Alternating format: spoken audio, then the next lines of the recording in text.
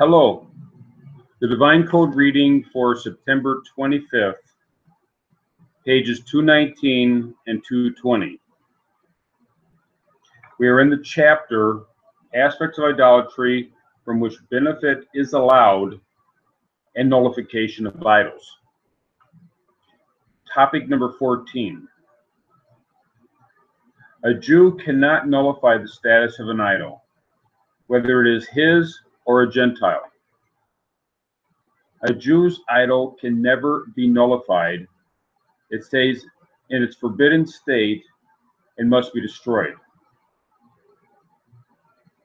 Therefore, if an idol belonging to a Jew came into the possession of a Gentile, who subsequently attempted to nullify its status, then the nullification is meaningless and the idol is forever forbidden for benefit.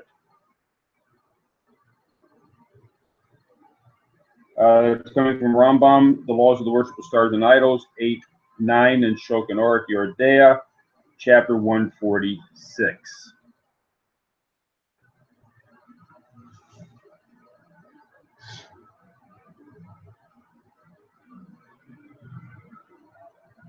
So the Jew is not able to nullify the idol.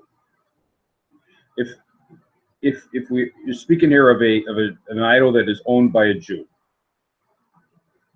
the Jew cannot nullify it, and the Gentile also cannot nullify it. And in that case, the idol would have to be completely destroyed, thrown into the sea, ground in the, just buried in a place where it will not be found.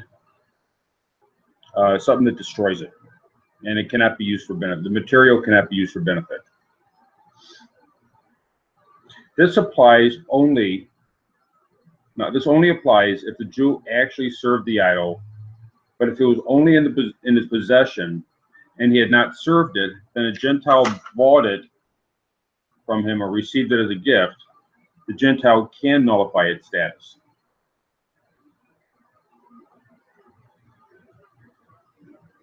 So if the idol has been served, that's when it becomes an idolatrous image that is not allowed for benefit. And when a Jew who owns an idol is once it's been served.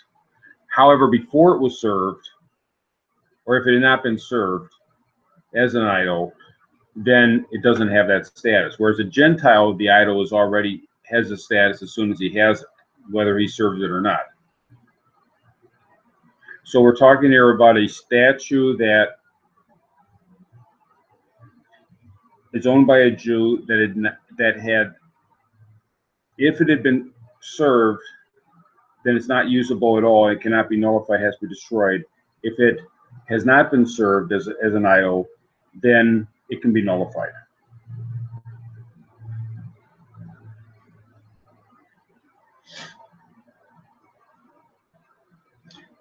The ruling that an idol possessed by a Jew cannot be nullified is a decree of the sages, as explained in Tractate of Vodazara 42a and Yeridea, chapter 146.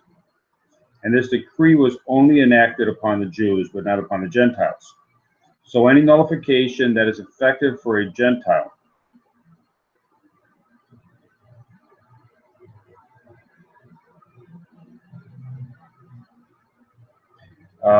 see Shulchan Aruch Harav Yerakaim 435 in Kuntras Aran, that a Gentile's nullification is effective for a Jew as well. See Kli Kima on Torah portions, Vayixish and Akav, which discuss this. It is clear that from a Gentile, this nullification is effective, as written in Kli Kimda on the beginning of the portion of Akav.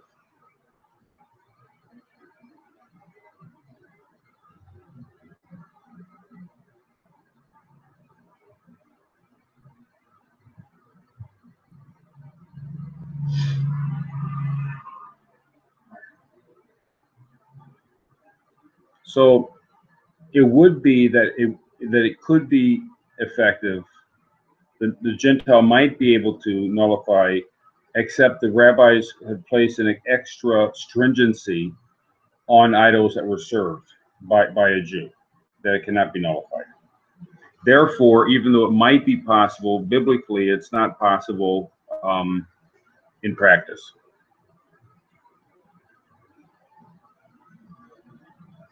If the Jew owned the idol in partnership with the Gentile can nullify the status of his share of the idol.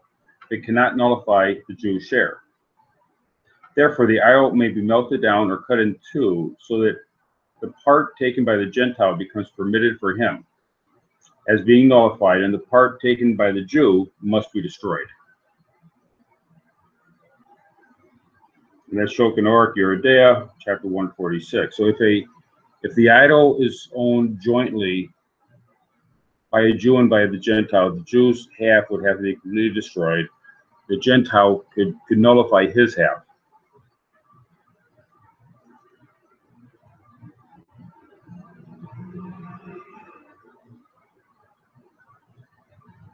The nullification of an idol automatically includes any associated accoutrements, decorations, and all vessels used to serve it, even if those items belong to the Jew.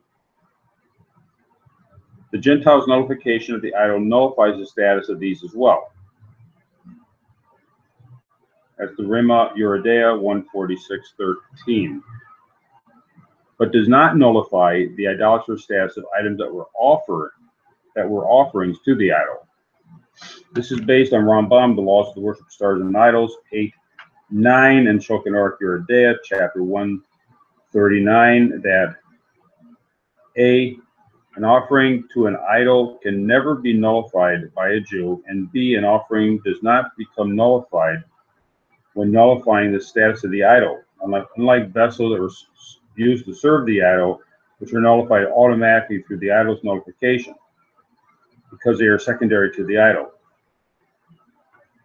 This will be explained in chapter 9, in the future chapter of this book, that an offering to an idol, like other things associated with idolatry can be nullified by a Gentile. Still, the offering cannot be nullified in the same way that an idol or vessels are used to serve an idol. An idol or its service vessels can be nullified by permanently damaging them in a way that demonstrates that they were no longer being used.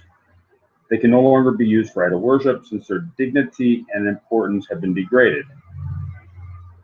As for vessels, if the idol they were used to serve has been nullified and thus degraded.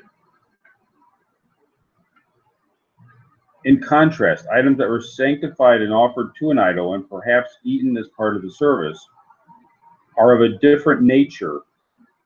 They're a distinct form of actual worship. So the vessels, the decorations in that are used with the idolatrous service, those items would be nullified at the time that the idol was nullified. But things that were offered to the idol would still have a status of being sanctified to idolatry. That's on a different status than the vessels. So even though it's possible to independently nullify the sacrificed items, they do not become nullified automatically by nullifying the idol, the way that the decorations or vessels might be nullified when the idol is nullified.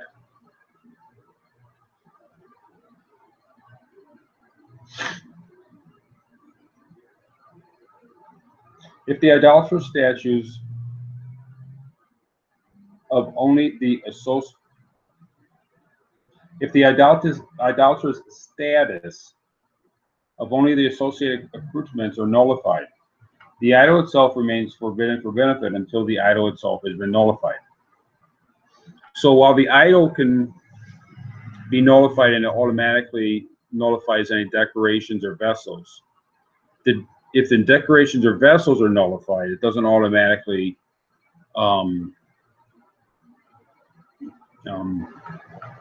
nullify the idol. It works in one direction, but not in the other direction, in that sense. That's the Rambam. Laws of the worship of stars and idols, 8, 9, and Shulchan Aruch Yeridea, chapter 146. Thank you.